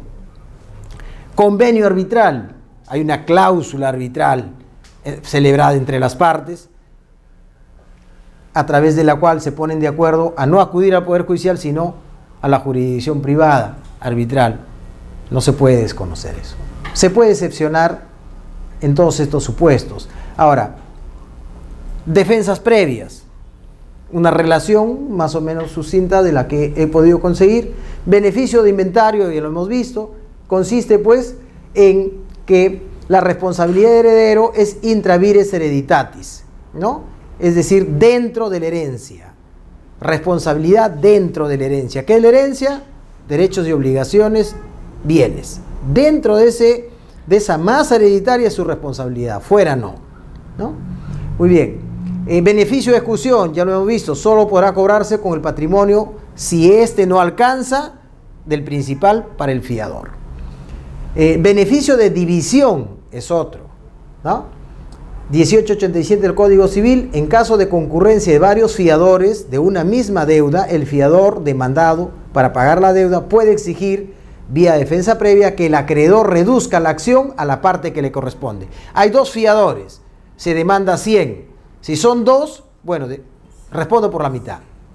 Entonces, al demandante, beneficio de división, yo respondo por 50. Previamente debe establecerse eso. Beneficio de partición, el heredero que aún no ha recibido vía partición de la herencia la porción que le toca y lo demandan por las deudas de la masa hereditaria, ¿no? Beneficio de partición, mientras la herencia permanezca indivisa, la obligación de pagar las deudas del causante que gravita sobre la masa hereditaria no puede ser cobrada independientemente a cada heredero, ¿no? En tanto no exista división y partición. Cesión de derecho como defensa previa, ¿no? Existe la posibilidad de que un derecho sea cedido, pues, ¿no? Pero siempre que la cesión se ponga en conocimiento del deudor, se produce. Pero si no se le ha puesto en conocimiento del deudor esa cesión, tú puedes excepcionar. No, yo no he tomado conocimiento, ¿no? Son defensas previas, que lo que van a realizar es la paralización del proceso a efectos de que se cumpla con el procedimiento no realizado. Plazo y forma de proponer las excepciones. Las excepciones se proponen de manera conjunta. Es decir, si encuentras 2 o 3 excepciones, todas se plantean en un mismo escrito, ¿no? Las excepciones se proponen dentro de un mismo plazo, todas ellas, ¿no? En la vía procedimentales tenemos pues 10 días, 5 días y en el sumarísimo con la contestación de la demanda, ¿no? En un solo acto. Se tramitan en cuadernos separados sin suspender la tramitación del expediente principal, ¿no? Se tramitan en un solo cuaderno, así se deduzcan muchas excepciones. Los medios probatorios de las excepciones deben adjuntarse con el escrito de tu excepción, ¿ya? Y los medios probatorios deben consistir solo en documentos. Toda excepción debe ser escoltada de un medio probatorio. ¿Qué medio probatorio? Documentos, nada más. No se pueden ofrecer medios de prueba que necesiten actuación, ¿no? ¿Qué necesita actuación? Pericia, declaración de parte, testigos y cosas por el estilo. Absuelto el traslado o transcurrido el plazo para hacerlo, el juez debe resolver las excepciones dentro de un plazo de 10 días, ¿no? Si la declara infundada, declara también el saneamiento del proceso. De lo contrario, aplica pues lo dispuesto en los artículos 450 y 451, que es la posibilidad de otorgar un plazo si se trata de una excepción dilatoria o una excepción perentoria. Una excepción dilatoria declarada fundada lo que va a ocasionar es suspender el proceso y otorgarle un plazo a la otra parte para que subsane. Por eso es dilatoria, se puede subsanar. Si es perentoria, no se puede subsanar, ocasiona pues el rechazo y la conclusión del proceso. El efecto de las excepciones, ahí vamos a ver. efectos dilatorios y efectos perentorios. Entre los efectos dilatorios tenemos pues de que se suspende el proceso, se concede un plazo al demandante para que subsane los defectos u observaciones. ¿Cuáles de las excepciones tienen estos efectos? Incapacidad del demandante o de su representante. Como no tiene capacidad, se le puede pedir para que subsane. No hay problema. Representación defectuosa. No tiene poder, facultad para allanarse, pero eso se puede subsanar, se otorga un nuevo poder y se completa. Oscuridad o ambigüedad. Se corre traslado para que el demandante pueda precisar mejor su pretensión. Falta de legitimidad para obrar de demandante. Se busca al titular del derecho para que él mismo pueda subsanar. Efectos perentorios, ¿no? Incompetencia, la competencia que no sea territorial, por razón de la materia, grado, turno, que son improrrogables, ¿no? Representación insuficiente, eso sí, ocasiona el rechazo. Falta de agotamiento de la vía administrativa, falta de legitimidad del demandante, litispendencia, cosa juzgada, desistimiento de la pretensión, conclusión del proceso, caducidad, prescripción extintiva y convenio arbitral. Eso no se puede subsanar. Propuesta y trámite de las defensas previas, ¿no? Se proponen como excepciones y el trámite es el mismo, ¿no? Ahí no hay problema. El efecto de una defensa previa lo que hace es suspender el proceso hasta que se cumpla, ¿no?, el tiempo o el acto previsto como antecedente para ejercitar el derecho de acción. Lo que se busca es de que se sanee el proceso antes de que continúe con la tramitación, ¿no? Beneficio de ejecución, bueno, pues primero que se... Beneficio inventario, hágase un inventario, ¿no? Y después del inventario recién vamos y volvemos al proceso.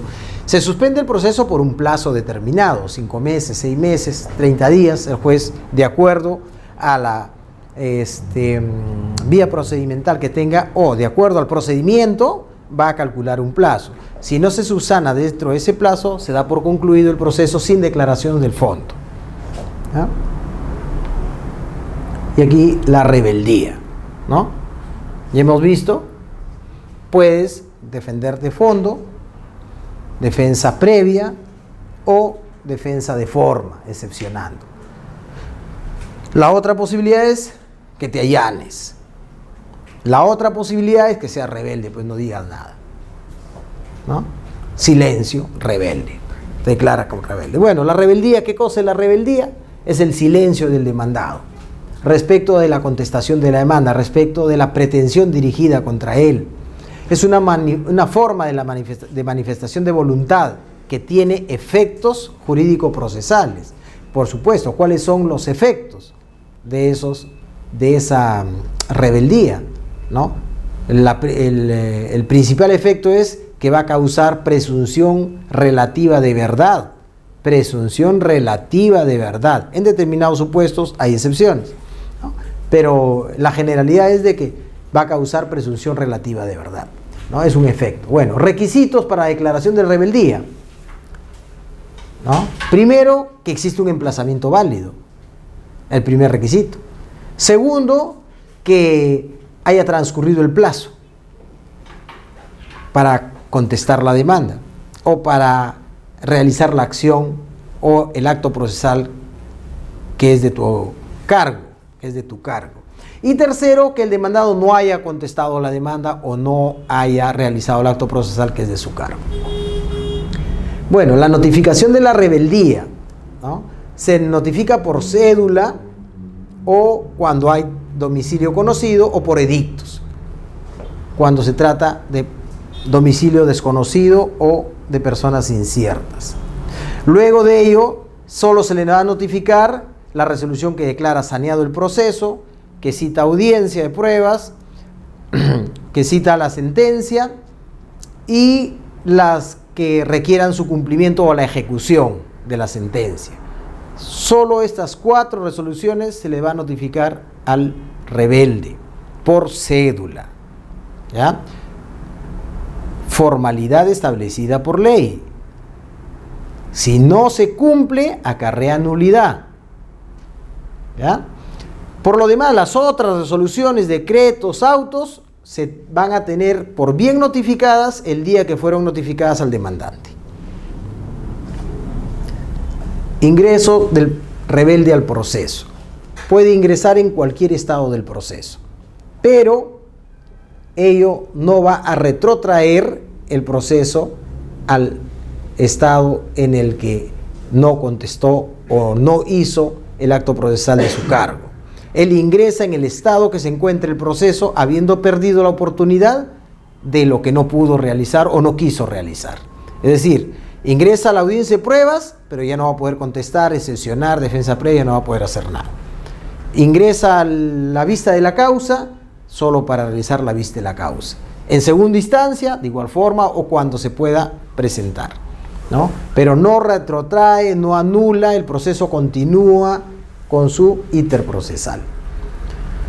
Existen algunas excepciones, bueno, efectos, decíamos, los efectos. Primero, se presume que los hechos expuestos en la demanda son verdaderos, con lo cual el proceso puede ser sentenciado de manera inmediata. Puede ser sentenciado de manera inmediata, siempre y cuando el juez adicionalmente obtenga, adicionalmente a la rebeldía, la convicción de los medios de prueba adjuntados a la demanda de que la pretensión pues es amparable, ¿no? Existen algunas excepciones a la presunción relativa de verdad de lo expuesto en la demanda. Por ejemplo, si habiendo varios demandados, alguno contesta la demanda, ¿no? Varios demandados para la rebeldía, varios demandados, uno contesta y ya no hay presunción relativa de verdad. Segundo, si la pretensión se sustenta en un derecho indisponible, tampoco hay presunción relativa de verdad. Si requiriendo la ley que la pretensión se pruebe con algún documento no se acompaña, tampoco hay presunción relativa de verdad. Si el juez declara, aquí lo principal, ¿no? El juez puede declarar y puede decir no me causa convicción, tu rebeldía. No causa presunción relativa de verdad y motiva por qué. Motivación, ¿no? Ahí hay una motivación. No le producen convicción. Rebeldía y medidas cautelares. Producida la rebeldía, el juez puede otorgar medidas cautelares. ¿Por qué? No dice debe, puede. Porque si hablamos de las medidas cautelares que vamos a ver ya en el punto 3, hemos dicho cuántos tipos de procesos hay. 4. Proceso de conocimiento, proceso cautelar, proceso de ejecución y proceso no contencioso. El más complejo, difícil y si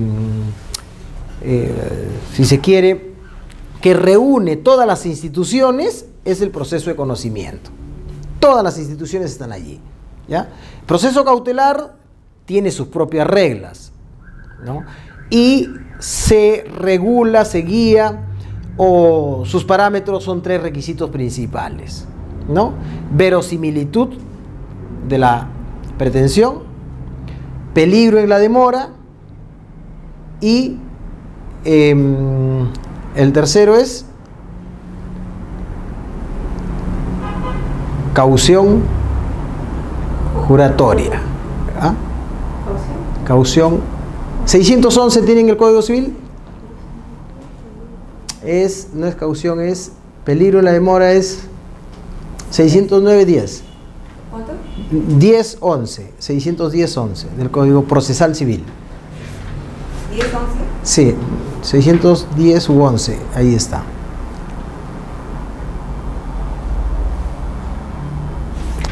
Contra cautela, suficiente. Contra cautela, ¿ya? Sí.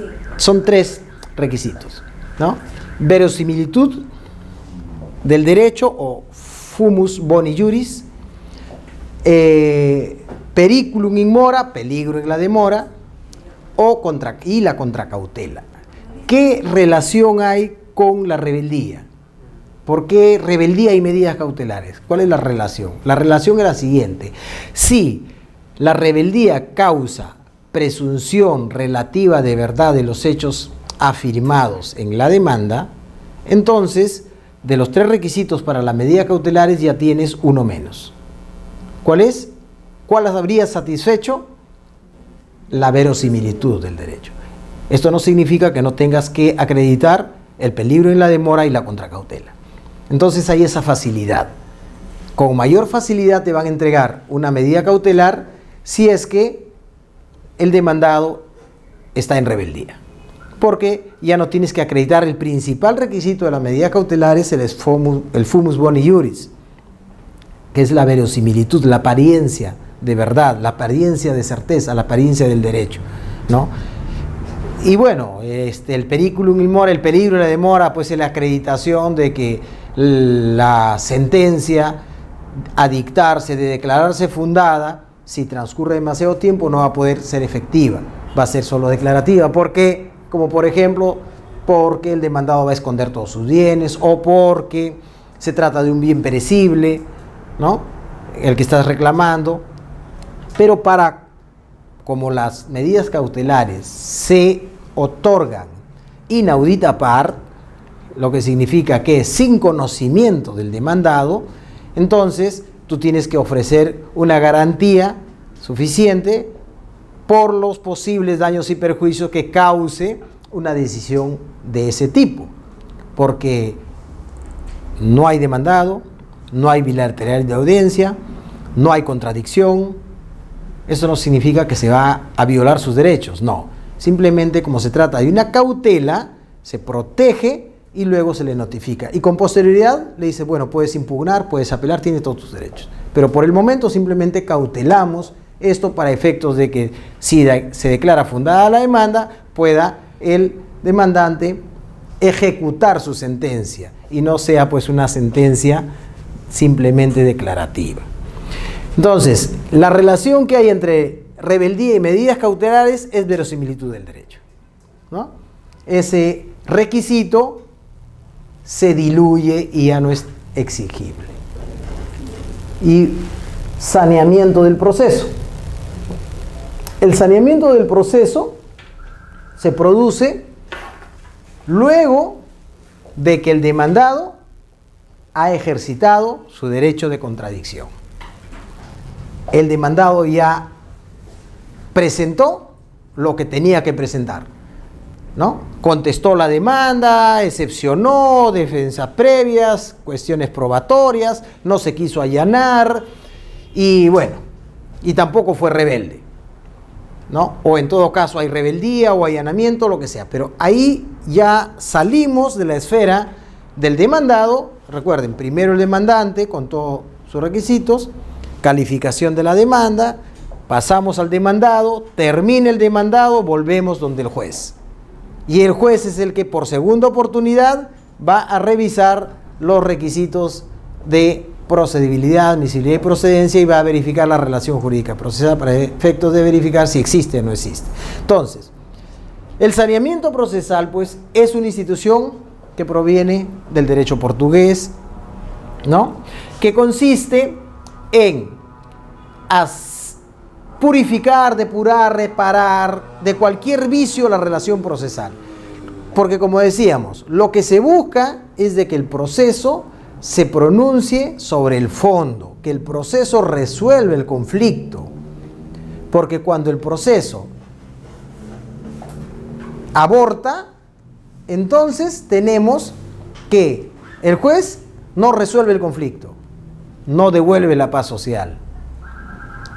¿Y qué es lo que hace? Se pronuncia por uno de estos aspectos, ¿no? Por ejemplo, en la sentencia, que es la tercera oportunidad, obligación del juez de verificar estos requisitos.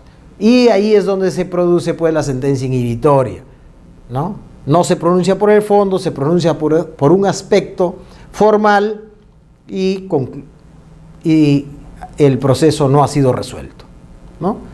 Y pasa a la apelación, pasa a la Suprema, el proceso no ha sido resuelto, ¿no? Eso es lo que no se quiere. Por eso de que esta institución lo que busca pues es sanear con prontitud el proceso a efectos de que el tiempo empleado no sea inútil y no se consiga pues una sentencia inhibitoria que no va a ayudar a devolver la paz social. El saneamiento procesal es la segunda o la tercera oportunidad. Ya habíamos dicho, la primera oportunidad es del abogado, la segunda oportunidad la calificación, el saneamiento es la tercera vez en la que el juez vuelve a revisar o se vuelve a revisar, ¿no? Los requisitos, es un tercer filtro, ¿no? Pero esto no significa que con posterioridad el juez ya no pueda volver a hacerlo. Sí, de oficio lo puede hacer antes de expedir sentencia, ¿no? Muy bien, en esta oportunidad el juez lo que va a hacer es declarar si existe o no una relación jurídica procesal válida. O en su defecto, si declara la nulidad y consiguiente conclusión del proceso por invalidez insubsanable de la relación jurídica procesal, ¿no? Efectos del saneamiento procesal. A ver, todavía tenemos tiempo. Una vez quedada consentida o ejecutoriada la resolución que declara saneado el proceso, precluye toda oportunidad a cuestionar la relación de las partes, la relación jurídica. Esto constituye cosa juzgada. Con posterioridad no se puede cuestionar. Consentida o ejecutoriada. Hablamos de ejecutoriada cuando se desestima la excepción, interpones tu medio impugnatorio, se confirma en la superior y si no hay posibilidad de casación, esa resolución es ejecutoriada. Consentida cuando simplemente no impugnaste la resolución, ¿no? No impide que el juez en la sentencia se pronuncie nuevamente. Efecto de la declaración de invalidez de la relación procesal, dar por concluido el proceso, típico caso de conclusión del proceso sin declaración sobre el fondo. Constituye cosa juzgada formal, no cosa juzgada material.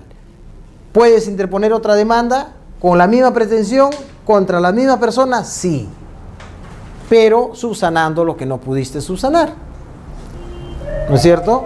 Esto produce cosa juzgada. Hasta aquí llegamos, estimados doctores. El miércoles concluimos con esta etapa de la postulación del proceso y pasamos a lo que es la etapa probatoria.